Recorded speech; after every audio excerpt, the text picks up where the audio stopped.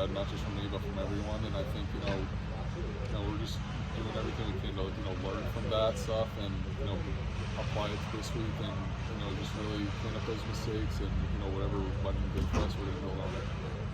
You look at Washington, I know Ohio State has the top defense in the country. Washington's going to be a stout defense as well.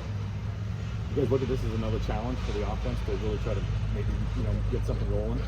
Yeah, I mean, when you're playing in the Big Ten, you're going to play a lot of really good defenses, and for the most part, the majority of them are going to be top 10, defenses. So, Washington's definitely a good defense, and they have a lot of new players and new staff and everything. But for the most part, they're still a really good football team, and I mean, they played a national championship last year. So they're definitely a good squad, and we respect them a lot. Washington's one of the new teams in the Big Ten. Is there anything they do defensively that's maybe different from what you see from a normal Big Ten team? I mean, kind of nowadays, every Big Ten team they've been switching it up a lot, within the recent years. So they have their own schematics, and it's early in the week, so we're just doing it. We're just trying to learn our opponent to the best of our ability, and we'll have a better idea by the end of the week. You have a couple of departures in the program over the last 24 hours or so. Is there an idea right now to make sure you guys are still focusing on the guys that are in the locker room, rallying around the guys that are still here? Yeah, absolutely. I mean, whoever's here, we want to, the train's still moving forward. Like, we want to, for the guys who left, wish them all the best. They, made their decisions, but, our focus is on who's here and who wants to be here and, who wants to help this team succeed. Is it tough when you come off a loss like that? You lost to Ohio State, you lose to Ohio State. To kind of keep the confidence level up, is there a sense of like, we're missing out on some opportunities here, even though we still have 7 games to go? Yeah, I mean, I think you can't really dwell on stuff like that. I mean, that's, kind of a part of the 24-hour rule is that we have to, what happened has happened. And, if we're just going to sit around and, kind of dwell on, maybe a missed opportunity or, what didn't go our way, then, it's going to stack up and lead to, worse stuff, honestly. And we have plenty in front of us. We've only lost 1 game in the Big Ten. There's still plenty to play for.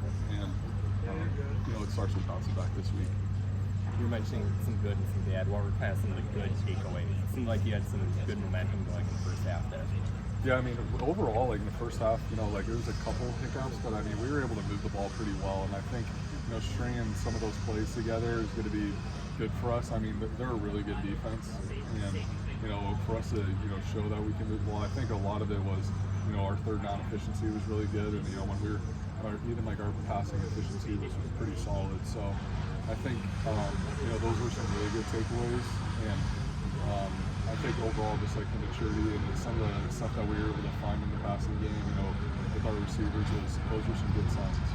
You're probably not going to go up against a better defense than the one that you saw. Does that kind of function as a little bit of a measuring stick? Honestly, not really. I mean, we play all kinds of good defenses. Like, some of it kind of all depends on the scheme. I mean, for them, they have obviously a lot of talent everywhere and a really good pass rush and good DBs. So, that's kind of behind us now. Though. I mean, at this point, we're just doing everything. All eyes are forward, and then we're not gonna. It's not like we're gonna play poor defenses from here. Like we're playing good defenses. So our focus has to remain strong. Okay, I know when you came to Iowa, you wanted to kind of help change the narrative, the national narrative around the offense. I was just curious, do you feel like you're playing at the level you hoped you would play at when you transferred here? I think right now I'm playing pretty solid. I think obviously there's some things I want to clean up, but right now I think really these last couple of weeks I've really found a good rhythm, and I'm getting through my progressions really fast, and maybe a couple accuracy things, but I mean that's going to happen. But right now I think right now I'm just getting better every single week, and that's the best thing I can do to help the team win. When you look back at the 2 fumbles, was there anything like from a ball security standpoint before you could have done better, or was it just good defense? I mean, the first one I had 2 hands on the ball, and then the second one I was throwing well, so not much anything. Yeah, not much. I think, I mean, sometimes there's not much you can do, and you just got to move on.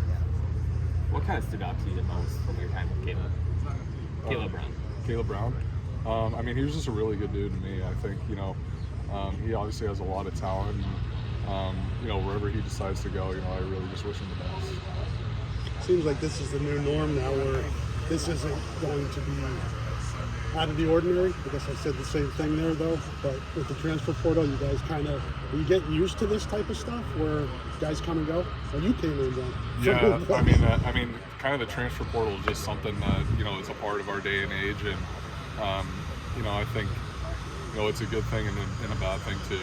So I think for me, like, I benefited from being in the transfer portal, and there's a lot of guys who benefit from being in the transfer portal, where they're able to end up a place where they can be happy and find new opportunities, and whatever's necessary for each guy is they're going to do what they can to find those opportunities, and it just seems like those guys chose that.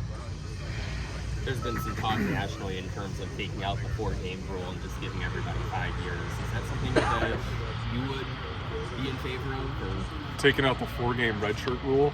Yeah, so instead of having the redshirt, everyone has 5 years.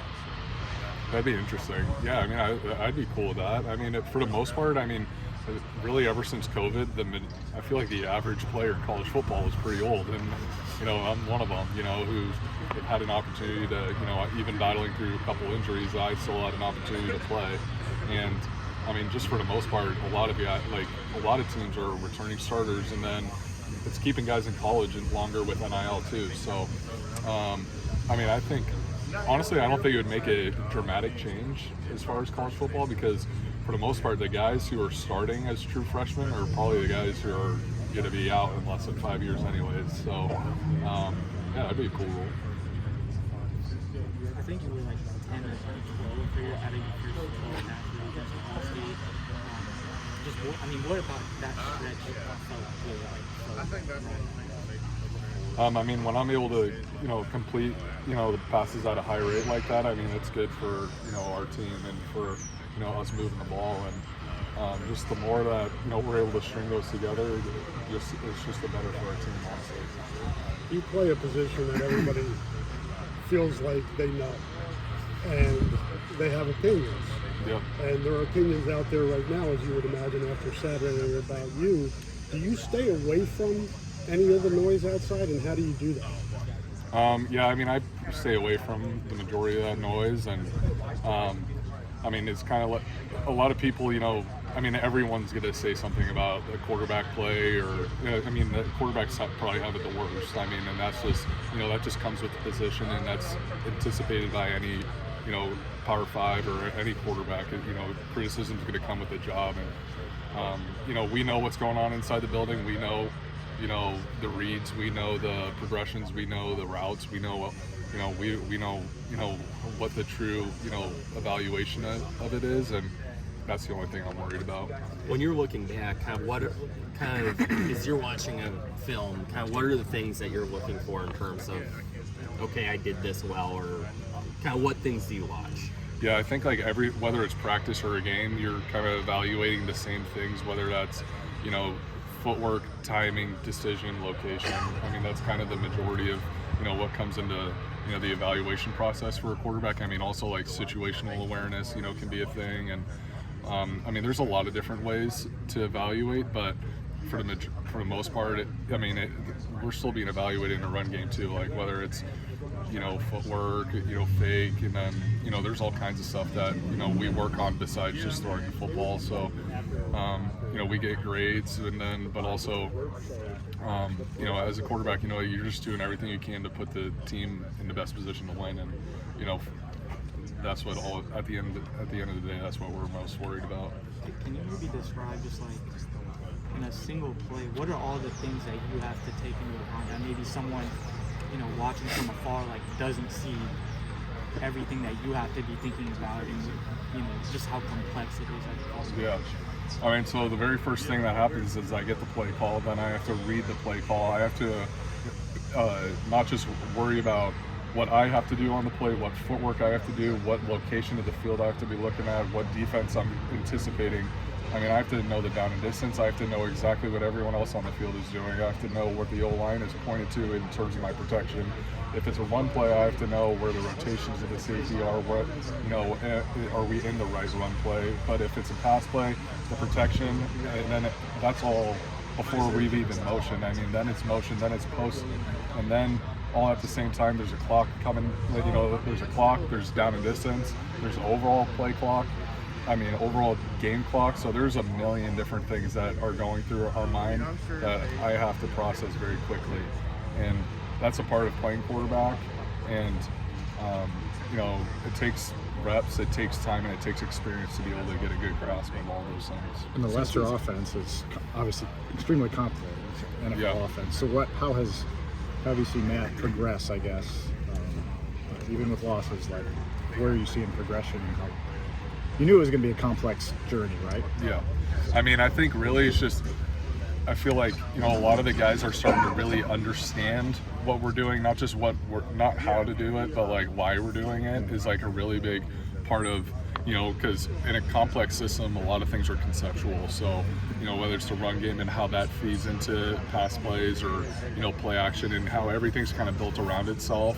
You know, with our, we have a ton of different formations and motions, and like the more reps that we're getting, and how really the more defenses we're facing, sometimes it's the defense's first time seeing some of that stuff, so we're able to recognize some stuff. And I think that's kind of the process that we're going through right now, is that, you know, now that we've shown some signs of efficiency in different areas of our offense, that now it's just like time for us to take the next step and, you know, create some explosive plays, and, you know, really try and take advantage of defenses in that way, since, you know, now we have a pretty confident understanding of what we're doing. Yeah. Correct me if I'm wrong, but it seems like Vanderzee, for example, against Minnesota, he made that kind of contested catch up on the left. This game he had several catches. Bowie, you threw a nice timing pass to him, didn't get the first down, but it seemed like those are the types of things you were missing earlier in the year. Is that kind of a correct read on the timing?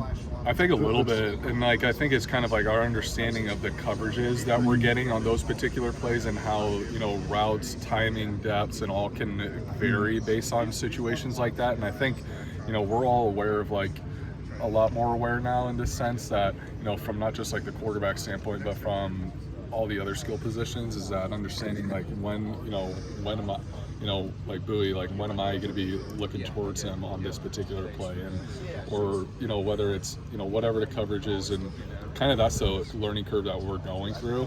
And I think, you know, as reps and different defenses, you know, show itself, that's like where we're seeing some growth. Two more questions here. So as a fan, go ahead. I was going to say, Coach Lester was quick to point out that when Brendan scored his first touchdown, you were one of the first guys over to celebrate with him. How do you develop that kind of teammate mentality with a guy where you guys are competing for the one spot on the field that you can both fill?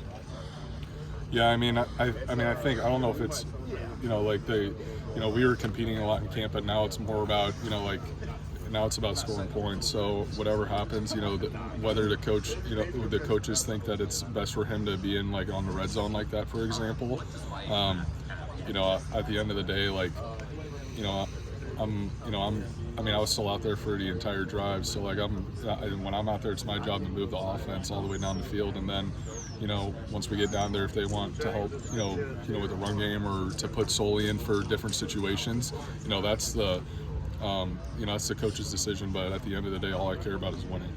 When you have, obviously, fans, if it's a win, we're up here. If it's a loss, we're down here.